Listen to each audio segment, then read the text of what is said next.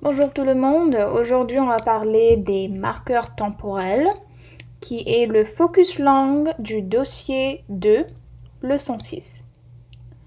First of all, I just wanted to mention that we've seen marqueurs temporels before, alright? There's a lot of them. For the sake of this lesson, however, we'll only talk about 4, alright? So this is actually from your book. It kind of gives you a good depiction of when to use what, so which tenses. Okay, the first one is a bit misleading because it kind of shows you that il y a is going from one point in the past to the future, but I just wanted to mention that it actually just stops in the past, okay, because that might confuse you. So this is what I have here for you guys, but we'll talk in a lot more detail in the next slide, all right? I don't want to be jumping ahead here. Okay, so when to use what and what are the functions, okay? I also have some examples here for you and the little picture here that I really like, okay? Because it does give you a nice image of what you're supposed to be expecting when it comes to the tenses, okay? The first one we have is il y a, and a lot of times I can tell you that students will confuse the two, okay? So il y a, think of it as you're talking about ago, all right? So let me give you an example. First of all, the function is you situate a past event in relation to the present event, and the way that it differs is il y a is speaking of the past. So it's about an event that already has happened in the past and has been completed in the past. For instance, je suis rentrée en France il y a un an. If I were to translate that in English, it'll be I have entered in France a year ago. Okay, so it's already have happened. I have already entered the place. It has been completed. J'ai la grippe il y a un mois. So this one as well, I had the flu a month ago, and I could tell you right now, like this should be j'ai eu la grippe il y a un mois, and that's because it already has happened. It's a completed event. I'm now healthy. I don't have the flu anymore, right? So think of it as ago if you were to translate that. Depuis, now this one you could either use it in the passé or the présent, okay? Think of this one as since, to indicate the beginning of an event starting in the past and continuing in the present. So something has happened in the past, but it's still continuing in the present. So if you were to go back to the picture here, started in the past, but then it's still going on in the présent, okay? J'habite à Paris depuis 2 ans, so guess what? I'm still living in Paris.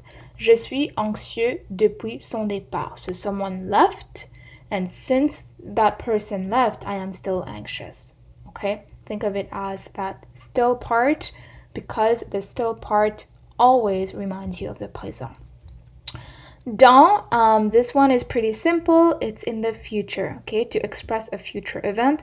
Je vais corriger vos devoirs dans une semaine, which is true. I have to mark your midterm, so that's going to happen in the future.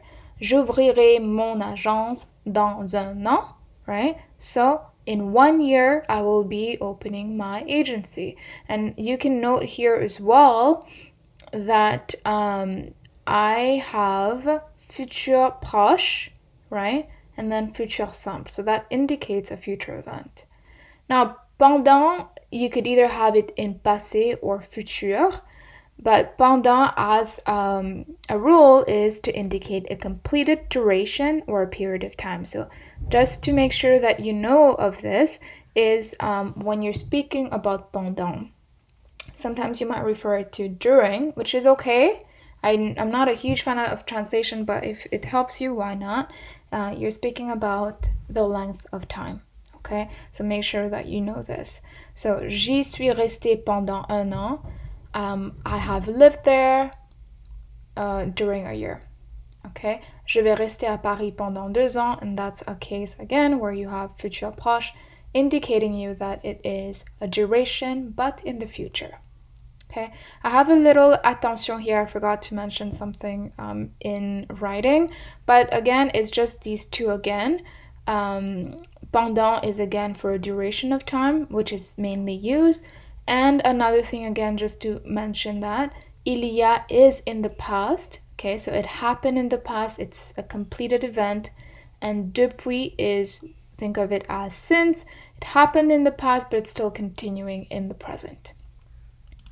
Now let's take a look at an example from the final exam during the summer of last year. Okay, so again here you are using marqueur temporel. You're using these four. Okay, je vais partir en Inde un mois. J'ai hâte. Now the key term here is vais partir, and that'll give it right away for you, because which one of those is only in the futur? This one. Okay.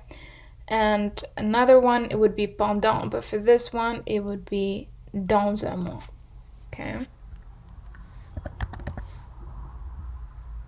For, if I were la première ministre de la Nouvelle-Zélande 2017. Okay. So, as we all know, hopefully, that she's still the prime minister. Okay. So the action started in the past is continuing in the present.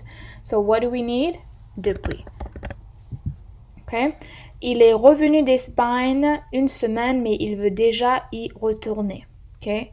So he has came back from Spain a week ago, but he wants to go back. Okay. Again, the key word here is ago. All right. Il est revenu d'Espagne il y a une semaine. So it started in the past. It finished in the past, right? He came back. Now he's wherever he is, but that action has already been completed. J'ai étudié la linguistique 6 ans entre 2010 et 2016. So this gives you a length of time. So when we're speaking about a duration of time, what do we use? Pendant. Okay. If I didn't have, if I had something like j'étudie la linguistique 6 ans, period, so I have a word in présent here, it'll be depuis, right? Because it started in the past and still continuing in the present. Okay.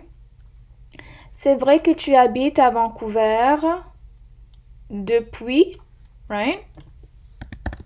Since 10 years. Okay. So the fact here is that this is in présent. That tells us that the person is still living in Vancouver, but the 10 ans tells us that he moved there 10 years. Okay, so 10 years till now, the keyword is now. That's when you use depuis. Okay, it is something that will need a lot of practice, like all the grammar, but definitely if you have these little cues in your mind, it's going to be much easier. For the midterm on Monday, it will be in a form of writing, so you won't have multiple choice like this. Not multiple choice, but fill in the blanks.